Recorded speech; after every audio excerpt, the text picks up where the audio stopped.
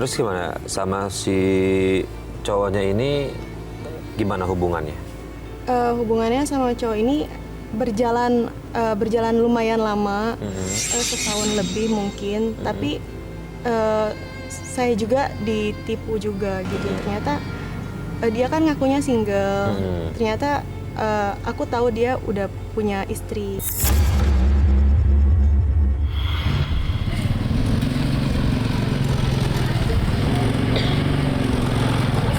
Stop, berhenti, stop.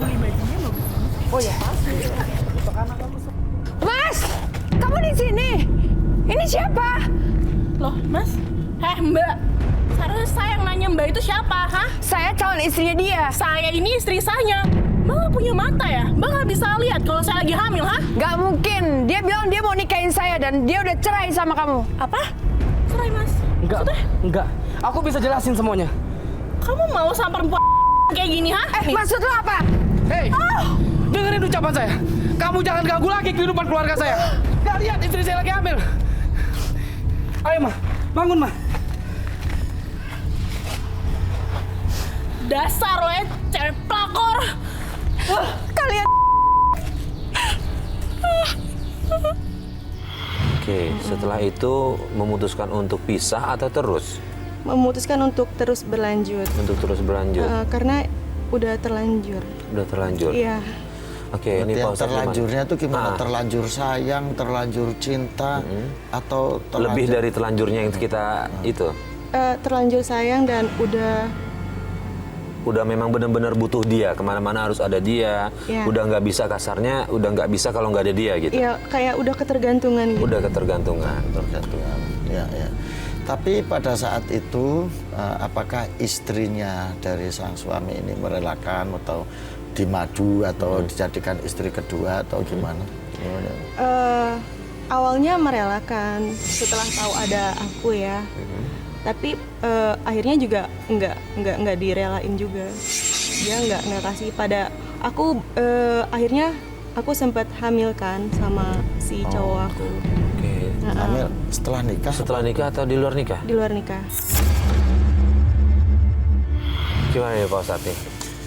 Masya Allah, ya inilah yang saya baru dong atau baru paham ketika Mas Farid menyatakan cinta yang bukan pada tempatnya. Itu tadi ternyata adalah satu cinta karena dia mencintai orang yang sudah beristri.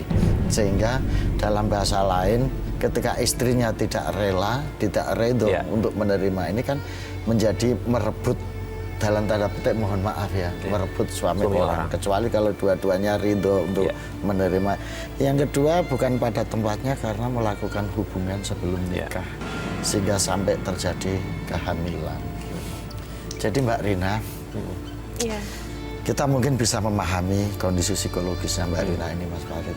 Ketika kasih sayang orang tua, ketika perhatian orang tua tidak dia dapatkan, kemudian ada orang yang memperhatikan dengan baik, meskipun mohon maaf di balik perhatian, di balik kebaikan itu ada tendensi, ada minat untuk mendekati itu ya. Tapi ini akhirnya menjadi pelarian, pelampiasan. Disinilah makanya Islam itu mengajarkan dalam konsep bahwa baiti jannati, rumahku surgaku. Rumah harus menjadi suasana yang menyenangkan dan menggembirakan bagi anak, supaya seluruh anggota keluarga tidak mencari perhatian ke orang lain. Nah, nasib yang dialami Mbak Rina ini ketika keluarga tidak menjadi surga, menciptakan ketentraman, kebaikan, keteduhan, akhirnya ada orang yang memperhatikan itu. Dan bagaimanapun ketika yang dilakukan Mbak Rina ini sudah merusak hubungan rumah tangga, ini menjadi sesuatu yang terlarang loh Mbak Rina. Ini menjadi sesuatu yang diharamkan oleh agama.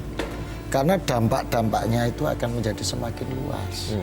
Silaturahim menjadi terputus paling tidak. Kalau ini sampai terjadi perpecahan antara suami dan istri. Oke, Mbak Rina, gini, kedua orang tua dari laki-laki itu tahu kalau Mbak Rina mengandung anaknya. Tahu. Tahu. Iya. Mereka setuju atau justru menentang? Tidak setuju. Kenapa boleh tahu? Dia bilang mungkin itu bukan anak kamu gitu. Orang tuanya bilang ke cowok aku ya, bilang bisa aja itu bukan anak kamu gitu. Oh, karena asumsinya adalah kalian di luar nikah Iya, kan? Oke. karena kehidupan kita juga yang jauh banget kayak aku. Jadi dia itu berasal dari kayak orang tinggal di kampung gitu aslinya. Terus sedangkan aku kan kegiatannya mungkin di Jakarta lebih banyak gitu. Terus mereka bilang aku itu kehidupannya hedon kayak perempuan Jakarta gimana sih. Bisa aja dia pergi kemana kan kamu nggak tahu. Itu anak kamu atau bukan kan tidak tahu. Jadi saat itu orang tuanya mereka amat sangat menentang. Padahal saat itu kami pengen nikah walaupun hanya nikah agama, tapi nggak jadi. Nggak jadi. Karena keluarganya sangat menentang. Kalau dari pacarnya Mbak Rina ini sendiri, kenapa ya mengundurkan diri gitu untuk setidaknya jauh dari tanggung jawab gitu untuk menikahi Mbak Rina? Iya, jadi pas dia berubah pikiran, tadinya mau nikahin sampai nggak jadi nikahin karena kata yang bisa lihat dia itu kayak di pikirannya dibikin ngebuat ngelupain aku sama keluarganya. Biar nggak inget sama aku, biar rasanya hilang. Karena dia kekeh kan pengen cerai sama istrinya, buat nikahin aku karena aku hamil. Tapi ternyata orang tua si cowok aku tetap kekeh dan dia berubah. Pas aku udah lagi hamil, udah mau nikah, dia tiba-tiba berubah nggak jadi. Dan dia bahkan bilang udah nggak cinta.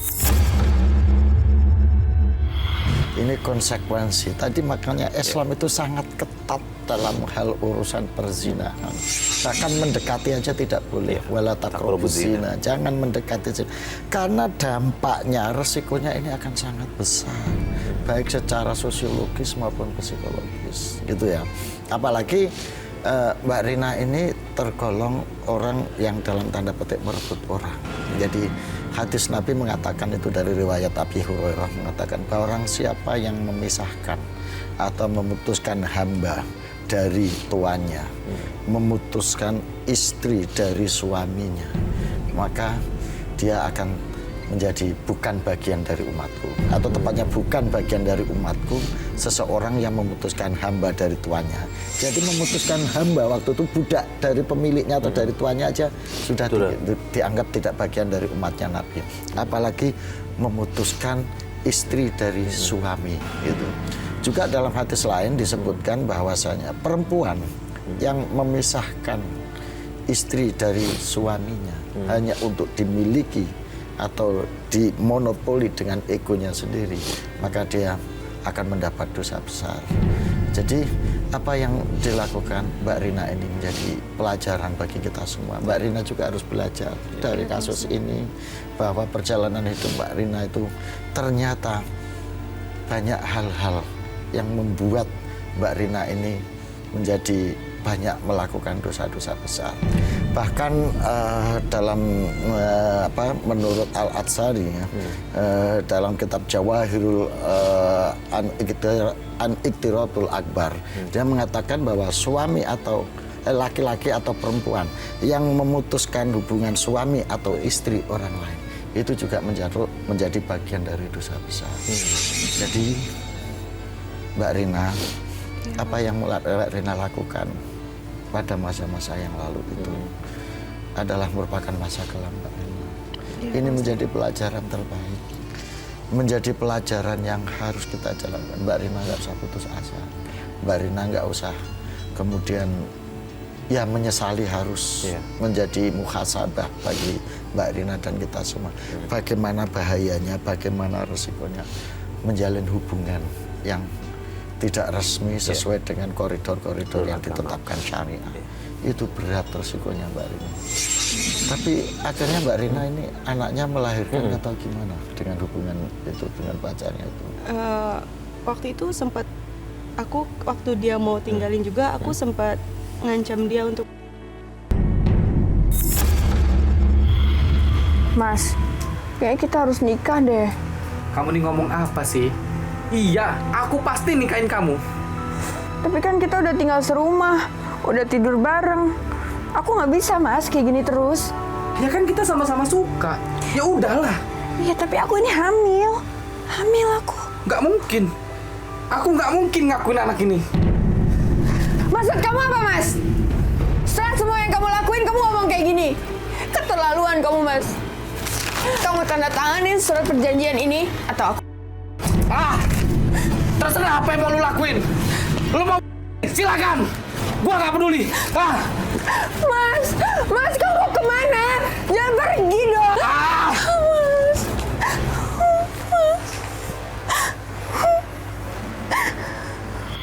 Tapi dia tetap nggak peduli sama aku. Akhirnya aku putus asa sampai akhirnya aku